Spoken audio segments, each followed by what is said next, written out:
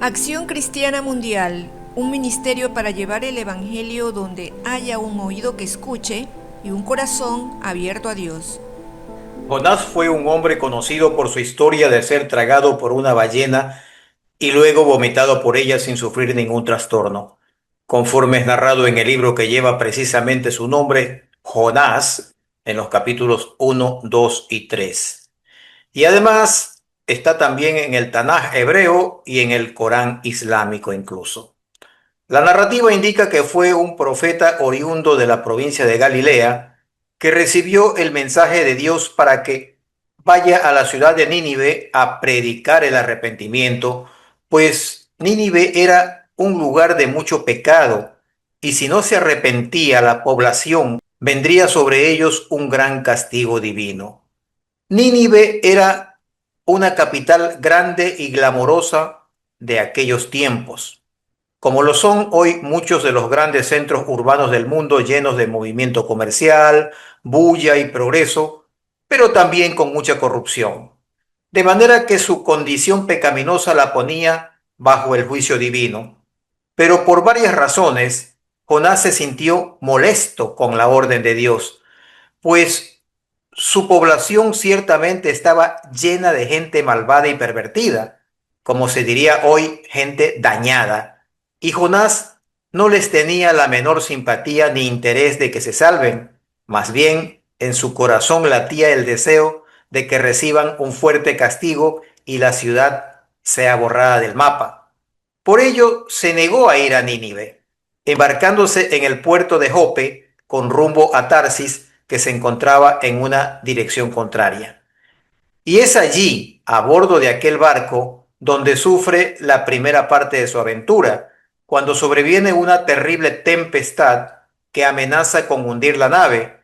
Y según los versículos 7 al 12 del capítulo 1 del libro de Jonás, los marineros terminaron descubriendo que la causa de tal fenómeno aparentemente natural se debía a Jonás, que había rehusado obedecer a Dios.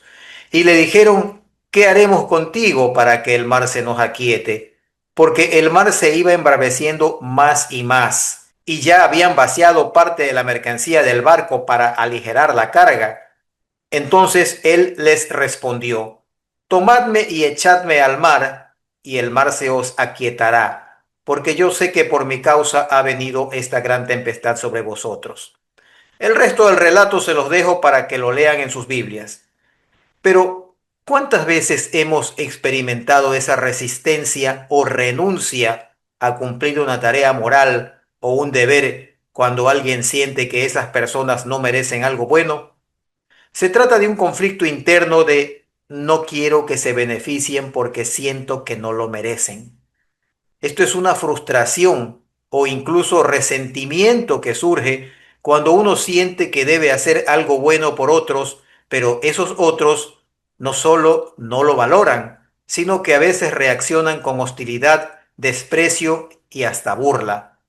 Esto tiene que ver con la naturaleza humana de ver la justicia de una manera particular, de sentir que ciertas personas no merecen el esfuerzo o que no es justo que reciban una oportunidad de cambio cuando han actuado mal. Esto trae a mi memoria otro episodio bíblico que está narrado en el capítulo 8 del primer libro de Samuel, en el cual los ancianos de Israel, que hoy llamaríamos notables, entre comillas, se acercaron al profeta Samuel, último juez de Israel, pidiendo un rey. Y este, molesto por la solicitud, consultó a Dios en oración, esperando seguramente que el Altísimo negara la petición. Pero Dios respondió diciéndole: no te rechazan a ti, me rechazan a mí. Desde un punto de vista psicológico o moral, el síndrome de Jonás surge cuando alguien entiende, por un lado, que debe llevar un mensaje de advertencia o hacer un bien, pero al mismo tiempo siente que los destinatarios no son dignos o que no lo van a apreciar, lo cual genera una lucha interna o un choque entre el deber moral y el sentimiento personal. Y muchas veces también hay una sensación de injusticia o incluso de dolor al ver que el esfuerzo de advertir o ayudar no solo no es bien recibido, sino que se vuelve en contra de quien lo ofrece. Pero al final del día, cuando uno sabe que hay un bien que hacer, aunque sea difícil, aunque haya resistencia, es un acto de coraje moral seguir adelante. Porque la Biblia también nos enseña que quien sabe hacer lo bueno y no lo hace, está fallando en un deber ético. Y es un recordatorio de que el bien que hacemos no depende solo de la reacción de los demás, sino de nuestra integridad y de nuestro compromiso con lo que es correcto. Porque al final, cumplir con ese deber moral cristiano, incluso en medio del rechazo o la incomprensión, es una forma de crecer y de reafirmar nuestros valores por medio de un acto de valentía y de autenticidad. Alguien que sigue adelante a pesar de las dificultades está mostrando que sus principios son más fuertes que el miedo al rechazo. Así que para cualquiera que se sienta en esa posición, la invitación es a recordar que hacer el bien, advertir, ayudar o guiar, aunque no siempre sea bien recibido, es un reflejo de la propia integridad y del propio crecimiento espiritual y que muchas veces el impacto positivo de esas acciones puede no verse de inmediato, pero deja una huella que con el tiempo puede cambiar vidas. La carta de Santiago en el Nuevo Testamento, donde se nos dice que al que sabe hacer lo bueno y no lo hace, le es contado por pecado, subraya una responsabilidad moral. No basta solo con evitar hacer el mal, sino que hay un llamado activo a hacer el bien cuando sabemos qué es lo correcto. Es decir, no solo estamos llamados a evitar el pecado, sino a ser proactivos en la práctica del bien. Y ese bien puede ser advertir a alguien, ayudar a alguien o simplemente cumplir con aquello que sabemos que es un deber moral, aun cuando no sea fácil o cómodo. Desde esa perspectiva, la omisión también es una falta, porque el conocimiento de lo que es correcto lleva aparejada la responsabilidad de actuar. Y ese llamado es una forma de alentar a los creyentes a ser luz, a ser agentes de cambio y a no quedarse en silencio o inmóviles cuando saben que pueden hacer la diferencia. Hoy la humanidad atraviesa por momentos difíciles similares a aquellos que amenazaban a Nínive, pero ahora de forma global. Es decir, la terrible tribulación que se avecina no afectará a una ciudad o a un país o a una región, pues se trata de la consumación de los tiempos, que viene acompañada de aquella perversa y diabólica idea de dominar el mundo esclavizándolo. Esa idea dejó de ser tal y se convirtió en la que hoy se denomina Agenda 2030 o globalismo, lo cual está implementándose en distintas etapas en varios países y para su vigencia, sus impulsores necesitan reformar sus constituciones y en muchos casos borrarlas completamente para crear una nueva que calce o se adapte a los tratados, acuerdos y pactos internacionales globalistas satánicos que esclavizarán a los pueblos bajo las disposiciones de Satanás. Esto viene siendo advertido por varias personas, incluso no creyentes, en los 5 continentes, denunciando las terribles consecuencias profetizadas en la Biblia, siendo estas personas hostilizadas, perseguidas e incluso desaparecidas por el poder plutocrático enorme que es instrumento del maligno y que está detrás de todo esto, que constituye el crimen organizado más poderoso del planeta. Sin embargo, como ha ocurrido siempre, la mayoría se mantiene incrédula y hasta agresiva contra quienes tratan de prevenirlos.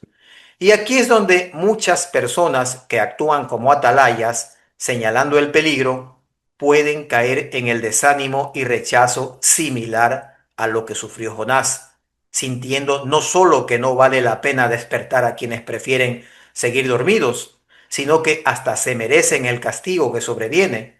Pero desde la óptica bíblica, el llamado es a no dejar que el miedo al rechazo o la incomprensión nos impida hacer el bien que sabemos que debemos hacer, porque esa omisión también cuenta espiritualmente como una falta. El mensaje desde una perspectiva de reflexión y de exhortación es que la verdad, la justicia y el bien no dependen de nuestra aceptación personal para seguir siendo lo que son, seres de oídos sordos y conciencia cauterizada.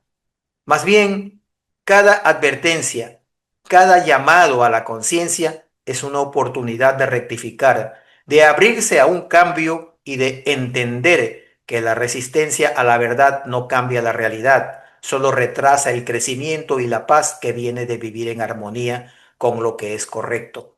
En complemento, a quienes se resisten a escuchar el llamado, es a considerar que muchas veces el mayor acto de valentía y de humanidad es dejar de endurecer el corazón. Abrirse a la verdad no es una debilidad, sino una fortaleza. Y el bien que se nos manda a hacer no es una imposición, sino una invitación a vivir una vida más plena y más justa. Escuchar esa voz de la conciencia y esas advertencias es una oportunidad de transformación y no hay nada más liberador que elegir el bien cuando se presenta la oportunidad de hacerlo.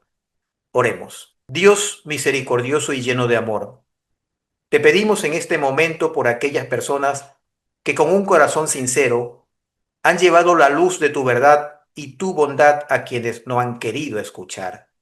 Tú que conoces los corazones y ves más allá de nuestras heridas y decepciones, te pedimos que renueves su espíritu, que les des fortaleza y paz en medio de la incomprensión. Señor, que estas personas puedan sentir tu consuelo y recordar que toda obra de bien hecha con amor no queda sin valor ante tus ojos.